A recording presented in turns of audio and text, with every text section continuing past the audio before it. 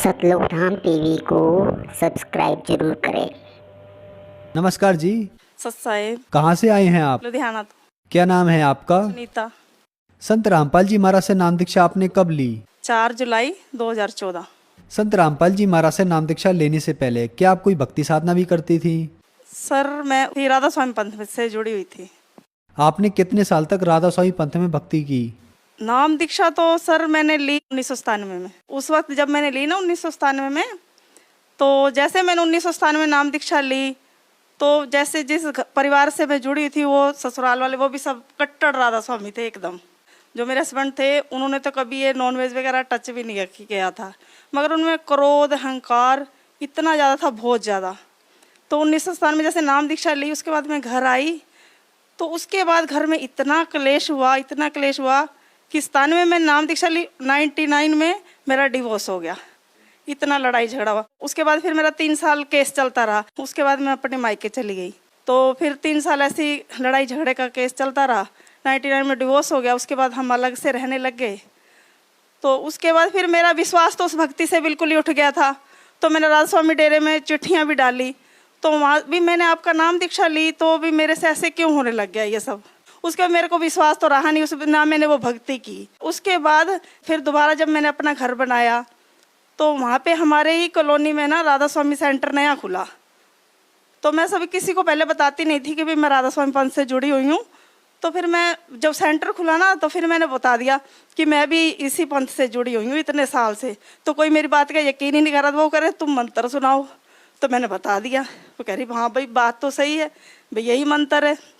उसके बाद मेरी सहेलियां जो सब थी वो मेरे को ऐसे ही लेगी, चल तू नया सेंटर बन रहा है उसमें सेवा कर, सब बाबा जी सब कुछ ठीक करेंगे, ठीक है। तो फिर मैं उस सेंटर में जाने लगी। जैसे उस सेंटर में जाने लगी तो मैंने देखा थोड़ा भाव, फिर मेरे अंदर भी वैसे ही भक्ति, फिर मैं वो साधना करने लग गई। वो जैसे बैठ कर करते हैं 2.5 घंटे, वैसे बैठ के मैं भी वो साधना करने लग गई। तो सेवा में भी जाने लग गई, ब्यास भी जाती, भी लोगों की सेवा मैंने ली हुई थी, मेरा बैच भी बन गया था, सिक्योरिटी का भी बन गया था। तो मतलब रात दिन में सेवा में जाने लग गई। उसके बाद जब मैंने वो सेवा इतनी मैं तन मन धन से करती, जैसे लंगर की सेवा में बैठती थी ना, तो लोग जो और औरतें थी वो थोड़ी देर करती और उठ के चल जाती, कभी बाथरूम कभी क्या। और मैं जब तक जितनी देर सेवा चलती उतनी देर ही मैं उसको एकदम तन मन से उस सेवा को करती, विश्वास से। तो उसके बाद मेरे को धीरे धीरे बीमारियाँ आ गई। थायराइड हो गया मेरे को, यूरिक एसिड, मेरे से कोई घर का काम ना हो, झाड़ू पोछा कुछ ना लगे, शरीर इतना भारा हो गया, दवाइयाँ इतनी सारी हो गई, बस ऐसी बीमारियां लगने लग गई मेरे को। आपको राधा स्वामी पंथ से नाम दीक्षा लेने के बाद कोई लाभ नहीं मिल रहा था, तो फिर आपको कैसे लगा कि यह साधना सही नहीं है, संत रामपाल जी महाराज की शरण में चलना चाहिए? हाँ, फिर ऐसे था, मेरे बड़े भाई हैं पहले, वो जुड़े गुरु जी से, संत रामपाल जी महाराज जी से भाई वो जुड़े। वो 2013 में जुड़े थे मेरे बड़े भाई। तो वो आते मेरे पास और मेरे को पूछते भाई तू अपने सत्संग का मेरे को ज्ञान सुना, नहीं तो फिर मैं तेरे को अपने गुरु जी का सारा ज्ञान सुनाता हूँ। तो मेरे को तो कोई सत्संग का ज्ञान, मैं तो सेवा ही करती, सत्संग का तो मेरे को कोई ज्ञान में कि ये मंत्र दिया बस मंत्र करो इससे मोक्ष मिल जाएगा, दोबारा जन्म नहीं होगा, भाई यही था। भाई बाबा जी आते लेने, सब ऐसे ही बोलते थे, इन्हीं बातों पर यकीन करती थी मैं। तो बस वे मेरे भाई मेरे को ऐसे रोज समझाते, आके रोज समझाते, तो मैं उनकी वजह से लोक लज्जा मान बढ़े आई, इसमें फंसी हुई थी भी लोग क्या कहेंगे, इसने तो गुरु छोड़ दिया।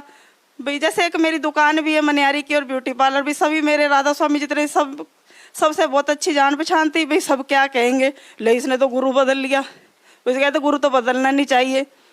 तो बस इसी मान बढ़ाई। फिर उसके बाद मेरा भाई मेरे को ले गया अपने घर, तो मेरे को सत्संग सुनाने लग गया। उस वक्त गुरु जी के आध्यात्मिक ज्ञान चर्चा आती थी 13 में संत रामपाल जी की। उस वक्त मेरे को कोई इतना उस पर असर ही नहीं हुआ, कोई सुना ही नहीं, क्योंकि उसका रंग चढ़ा हुआ था। फिर एक बार मेरे को मेरा भाई मेमोरी कार्ड दे के गया, तो वो मैंने ना मोबाइल में लगा के कह रहा तू ये सत्संग सुन।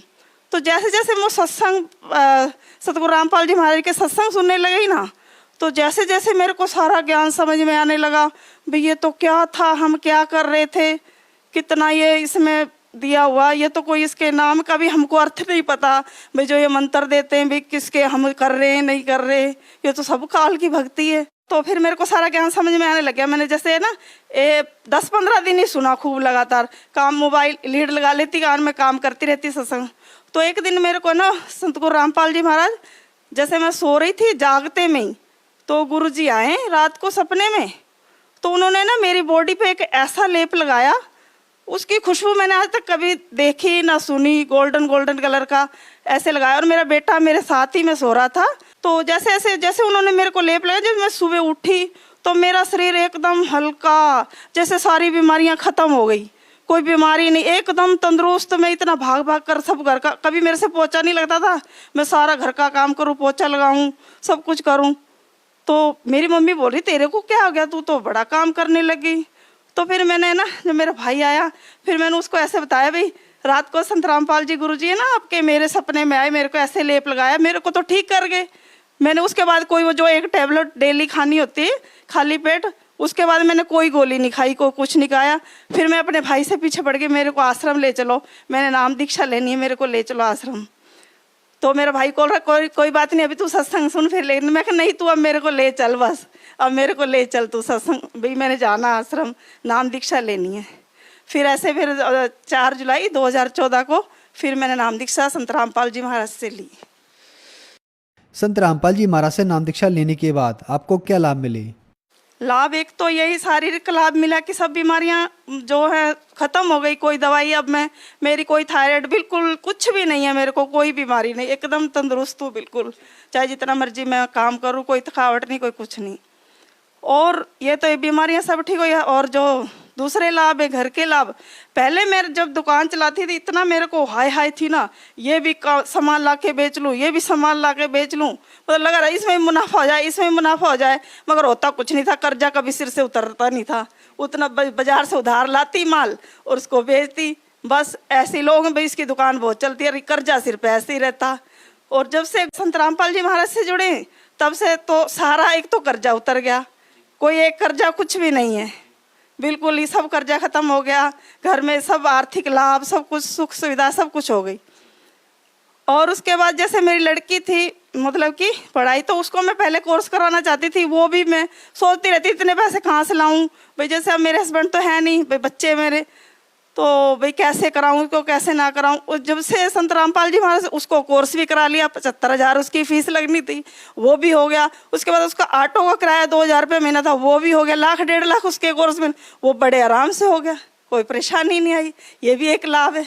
बहन जी, भक्त समाज से क्या प्रार्थना करना चाहते हैं? भगत समाज सबसे ये बोली, सब ये नकली भक्ति सब ये छोड़ो, वो परमात्मा आए हुए संत रामपाल जी महाराज, वो जब कि किसी ने आज तक भी टीवी पे ऐसे ग्रंथ खोल के नहीं दिखाए, वो उन्होंने सब ग्रंथों में खोल कर सिद्ध कर दिया कि देखो यहाँ पे ये परमात्मा, यहाँ पे ये उन्होंने एक परमात्मा को सिद्ध करके दिखा दिया, सब ग्रंथ शास्त्र खोल के। और वो जो भक्ति देते सब ग्रंथ शास्त्रों के उसके हिसाब से भक्ति देते, और हमको वही करनी चाहिए, जब भी हमको लाभ होगा। सब भगत समाज से यही बोलना चाहती हूँ कि सब ये सही को पहचानो, ये मान बढ़ाई का सब छोड़ दो, सब ढोंग।